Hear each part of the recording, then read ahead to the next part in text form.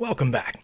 As you can see, I have my new rapid rating counter here, so you can see that I am close to my peak rating on chess.com.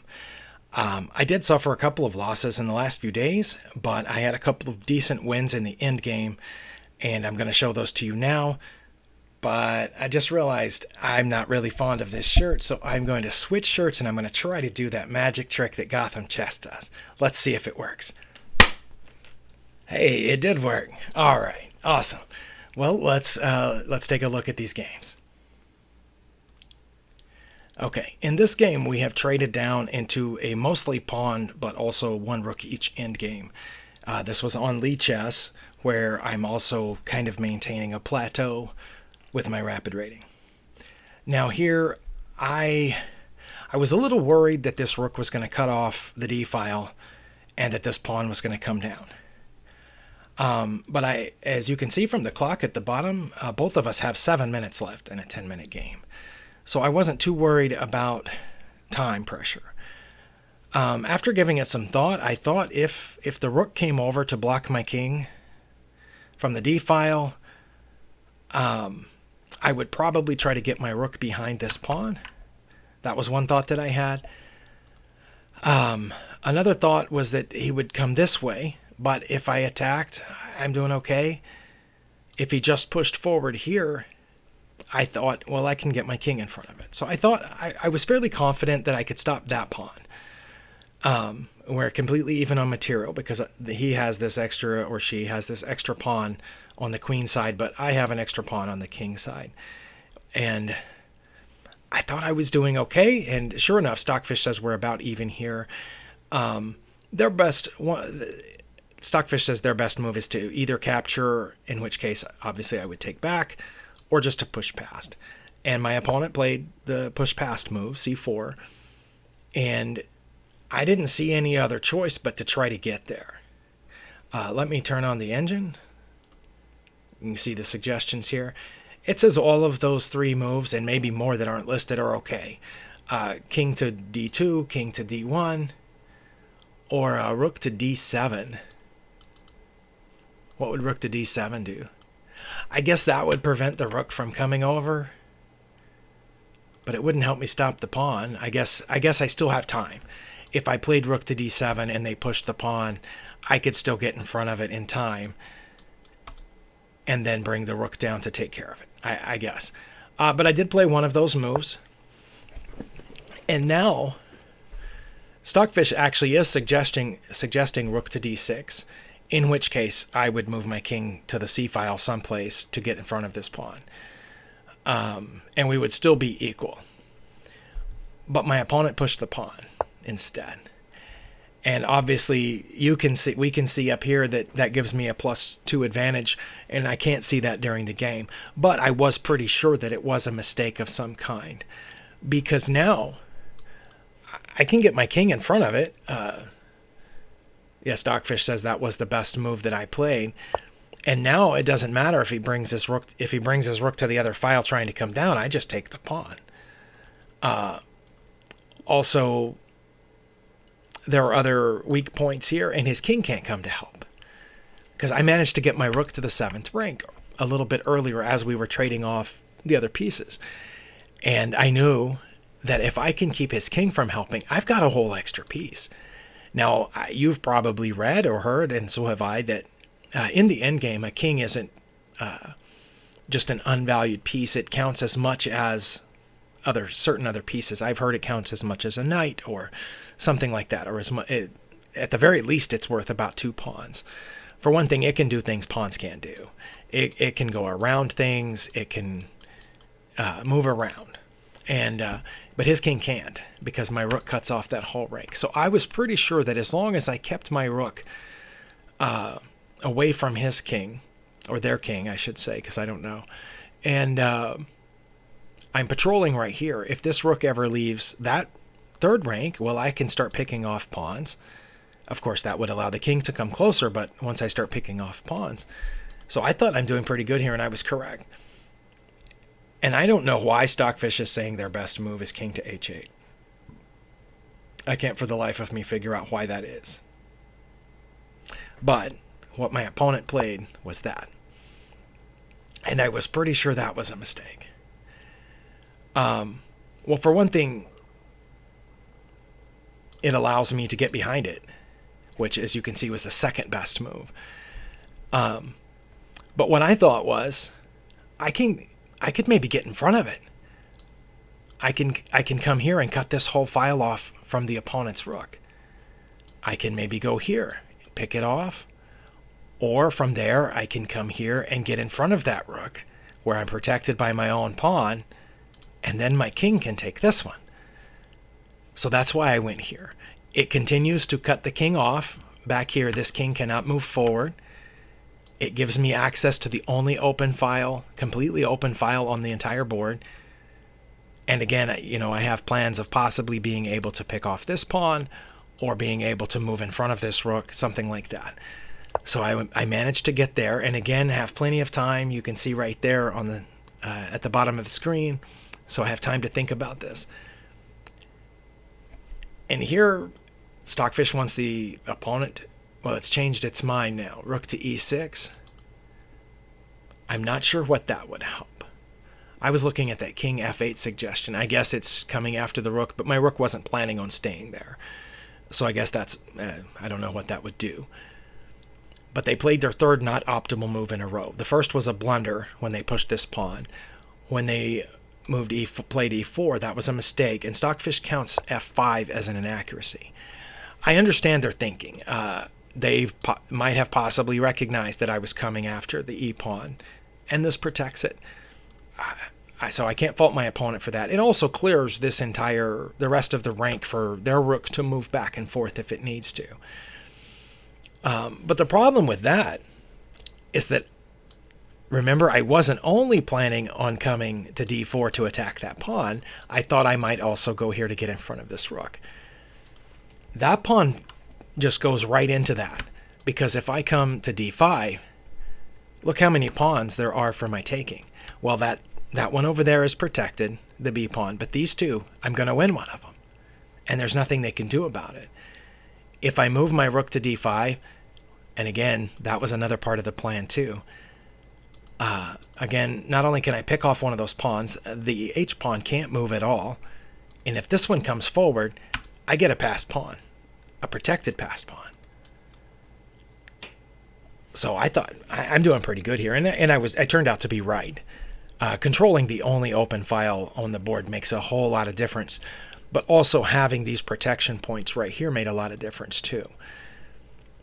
As I mentioned, I have the pawn majority by 1 on the king side, and I'm not in the minority over here because my king is acting as a pawn, blocking this, and their king is acting as nothing. So I did that. I followed my plan, and again, I have the idea of being able to pick off one of these pawns. If this one moves, I get it. If it doesn't move, I get it. And I can also go here. Well, once I got my rook off that 7th rank, the enemy king began to approach. And so I took the pawn, as I had hoped. And now I can win this one basically for free, except they can protect it. But if they protect it, guess what I will do? Well, they move to protect it. But guess who's in control of that square? That's right, me. So I move there, forcing their king to make a decision. It's got 4 different choices. They actually made the best one, according to Stockfish, was to go to the side. But again, now I can go back to here if I want. I can go here and get this pawn, which is what I did. It actually says my best move was to go back to d5. I guess because from there, not only am I controlling the whole file, but I, again, have access to that. But I decided I could pick off this pawn right here and now. So I went there. There's not much they can do about it. No, sorry. Did I read that wrong? d6. Okay, it wants them. Stockfish says their only hope here, well, not even a hope, I'm +6 now, is to take back that open file. But if they do, not only can I take this now, but I could take that right then. And I don't even know if that would be that bad. It might, because right now that pawn is shielding me from their rook. But instead they played rook to c4. which is not counted as a blunder, but it basically is, because that was one of the spots I was planning on going to anyway. Remember, from d5, when I was on d5, I thought I could get here and attack their rook that way, protected by my pawn. But now that they went here, when I go this way, their rook's completely trapped. There's nothing it can do. And I did that, and sure enough, look what Stockfish's suggested best moves are. King to g7, king to g6, king to h7. It says you're done. When I take this rook, this is where my opponent resigned, both of us with 6 or more minutes left. But if my opponent did one of these things, well, yeah, I'm going to take this rook. And the reason is because when they take back, and I assume they would, Stockfish says it really doesn't matter, but they probably would. Well, now look at that. I'm just going to get all these pawns. So it says a4 might even be a better move for me. Well, I probably wouldn't have done that, but there we go. I've got this pawn. I'm about to have a passed pawn over here. I've got this huge majority. These pawns are locked. What can they do? They could push this pawn, but then I'm running, and their king can't catch it. So anyway, back up to the last move of the game, or I should say back up to here where it was even, and we could have drawn had my opponent played precisely, but I felt like my recent studies of endgames have helped a lot here, that I immediately recognized that as giving me an opportunity at least. I had no idea what the evaluation was, but I knew now I can blockade this pawn. There's nothing they can do about it. If they try to go around, I just take the pawn, and my rook is well placed to keep their king out of the action. I had another game the next day. This was 2 days ago, and I have another game from the next day that I'm also going to show you, which came down to an endgame as well. So let's switch to that one. Okay, here we are. This one was on the other site, chess.com, and I had no idea that I had such an advantage at this point, because we're about even on material. I just have an extra pawn, and I didn't know if my extra pawn counted for anything, since I have doubled pawns here, and their king is weaker than mine. I knew that. They don't, because their h-file isn't open, so they can't attack my king down the h-file with one of these rooks. So my king isn't nearly as opened as theirs is. In fact, here I thought we were probably dead even during the game, and we have an equal number of pieces except for that extra pawn. Well, they lined up here, I guess thinking I was about to move that pawn, but so I wasn't sure what that was all about.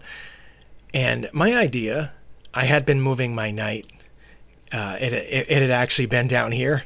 I had moved it here, and I was continuing with my plan to bring it down here.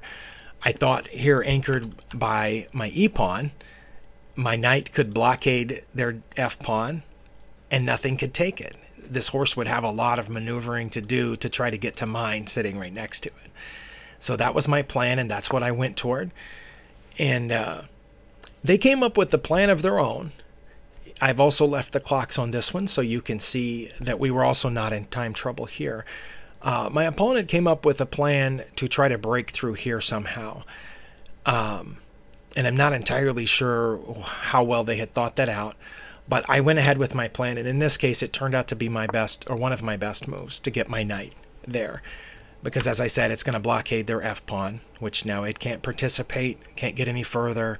It has no pawns beside it to help, and that knight's just anchored in there. I didn't know about knight outposts until just a few months ago, so I was pretty excited to be able to use that. And of course, I forgot now how I got my knight out there. Yeah, like that. It was a fairly long journey for that knight, so I was satisfied that it arrived. I knew it meant the rook had to move. Stockfish wants to move it over there, which probably would have helped out with their plan. As we remember, they had started this plan with their pawns a couple of moves ago. This rook can't do anything over here, but it decided to hang around on the g-file despite not being able to do anything. Oh wow, Stockfish says this was my best move. Okay, my plan was, their h-file isn't open, but my h-file is open, but I can't get my rook there because my king's in the way. But fortunately, kings can move diagonally. So I thought if I could bring my king up here, put the rook behind it, and then bring my king back down here, my rook would be on the open or semi-open H-file. I don't know if you've ever played with one of those little games where you slide the little tiles around. There's probably an online version of it now, I know, but when I was a kid, they were on this little plastic piece, and you would slide the tiles around. There'd be one open square, and you had to slide them all around left and right until you got them in an order. That reminded me of this reminded me of that, where I was going to pull this little maneuver because the king can go diagonally. I don't know what that game is called. But anyway, that was my plan, and Stockfish says that's one of my best moves. Although g5 would have been...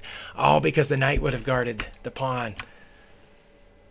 I was keeping this pawn here because it's protected by the f-pawn, but my knight would have guarded it if I had moved it up. Okay, well, I didn't see that. But I went ahead with my little plan. There's really nothing they can do about it. Now, remember when they were supposed to have brought this rook over there earlier to help out with the c-pawn? Well, now they brought their other rook over there to help out with whatever plan of breakthrough they have. They do have a slight majority on that half of the board, but I don't know how well they're going to be able to break through, especially because I have plans over here. It says a5 is my best move. And still g5. Yeah, I wish I had seen g5 now. But I went ahead with my plan, and I think it was a decent plan. Even when I'm not making one of the top 3 moves listed here, you'll see that I continue to have an advantage. What that tells me is that at some point before I brought this game on screen, at some point before this in the move order, I had gained an advantage and didn't realize it.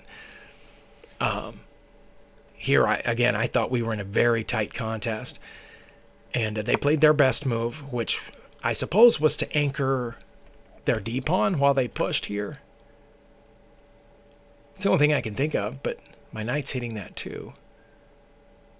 Yeah, I think because of where they've placed these pieces, that's what their plan is to push this pawn, and that's supposed to protect that. Regardless, it's not listed as one of my best moves, but I went ahead with my plan of bringing my king back. So now my rook has control of most of the H-file. And of course, there's nothing guarding this pawn. So they felt like they needed to guard the pawn, which they probably did. It still wants me to play A5. Well, I didn't see that. Rook to E8? No. It's not listed, but that's what I played, is rook to e8. I was looking to see if it was listed. It also says I could have played up here or here, although I'm not entirely sure why. One of my plans here, now that I had control of this file, was to bring my other rook to come up and around. It would take a little while because their pawn's guarding that square, so I couldn't just come straight up and over. But I have time. I can tell it's going to take them time to try to break through here, whatever they're planning. So I had time to come up and around the long way, maybe even over here. I wasn't sure yet. I would see how things played out. So I brought it over. They brought their king up to help defend that pawn. I guess they saw my rook move and realized I was coming. But now that g5 again. My knight still guards g5. Okay, well, I didn't see that. And so I went ahead with my plan of putting my rook there, ready to come around the corner. Again, it's kind of a problem corner there. Some contractor needs to be hired to smooth that off. But have no idea what that did. Maybe they thought they were going to need their knight in here, and so now they're going to have their rook guard this pawn. But that means their plan's falling apart on that side. They realize that their defense is more important than whatever pawn breakthrough they were planning. Regardless, I did not see my best move here. Once I had the rook here, I abandoned my plan of coming around the corner because I realized now my rook is here protecting this pawn. I don't need the f-pawn to be there protecting that pawn. I can move the f-pawn up here. So that's what I did. It's not listed as one of the best moves, but I'm starting to build a little pawn chain.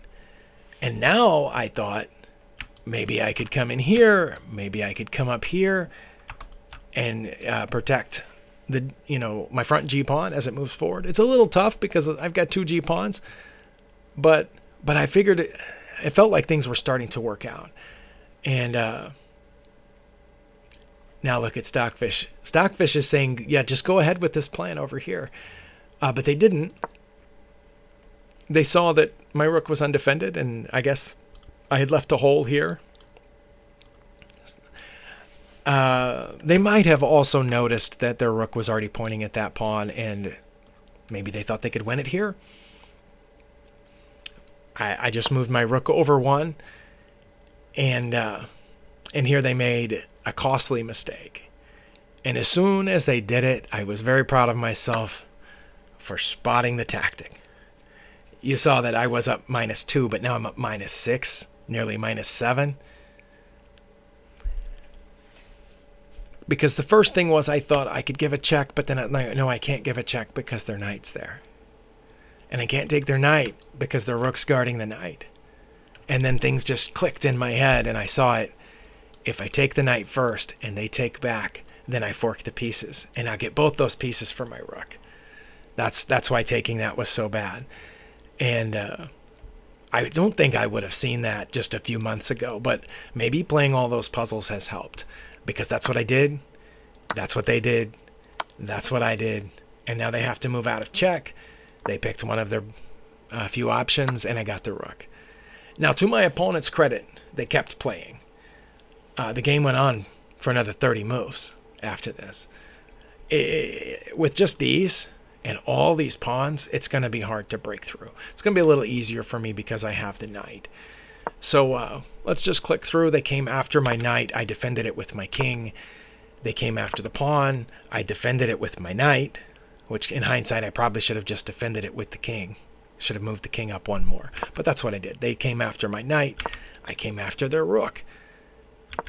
They protected their rook. I checked. They took my knight, and I got their rook. So now it should be much easier, right? Well, still, there's a lot of pawns in the way.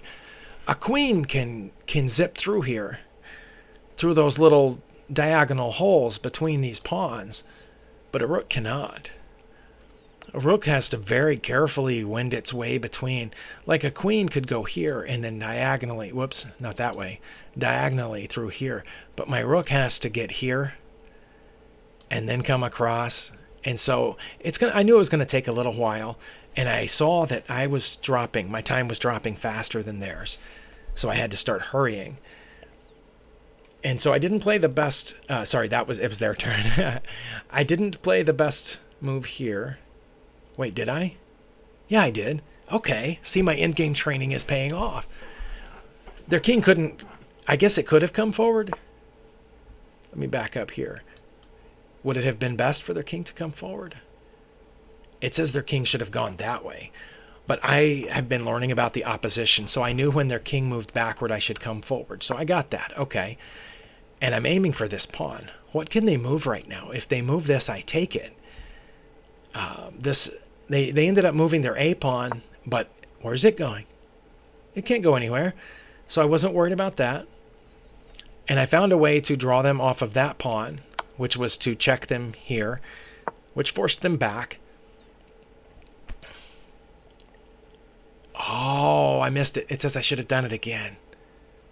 I should have moved the F pawn again. Well, I didn't see that. I just saw here, so I did that. And now any king move, well, I guess they could still protect it there. But if they try to, well, they can't come forward, can they? Look at that. Okay. What can they do? It's Stockfish says, just go back there. Let me have this pawn. All right. Well, they decided to try to stop that advance, and I did miss this here. That gives me a passed pawn. But again, as I said, I was moving quickly due to the time pressure, so I just took it, figuring I'm hitting like this. They could get in front and blockade both of them, or they could take it, or they could move over there. But do they really want to get trapped in that corner? If they move over there, I mean, my king and pawn are cutting that off, my pawn's cutting that off, and my rook's going to come around. So they probably need to do one of these things. But that gives me their H-pawn, which I did, which finally lets my rook through, which is what we needed. But they went ahead and got 2 pawns for that. So Now I have the rook, and I know how to checkmate with just a king and a rook, so this part wasn't that hard. The problem here is that my king is directly across from their king, cutting off all the squares in between, so they can't stay on that 7th rank. They have to go to the 8th, and now my rook cuts them off, so they're not even going to be able to win that pawn. And I bring my king, hoping for a quick checkmate. This has been an exhausting game. We're on move 50 something. I hope they've just come back so I could checkmate here, but they didn't, and they went all the way over there. I had to get that pawn out of the way to keep bringing my king, but that meant that they could take it, but they didn't. So I just kept coming. Did it say, yeah, I should have taken their pawn? Honestly, I didn't even think about it. The only reason I moved it out of the way was so I could bring my king, which I did. Then they took. Well, I can't keep bringing my king to get the opposition here because of this pawn. So I took that pawn. They played that. Wow, it says I should just go back and get the base of their pawn chain. Well, in hindsight, that makes sense, although all 3 of those moves are about equal, and I played one of them. That wasn't bad, but Stockfish just found a mating sequence. But I didn't see this. Wait, it says I could play rook c7. Then what can they do?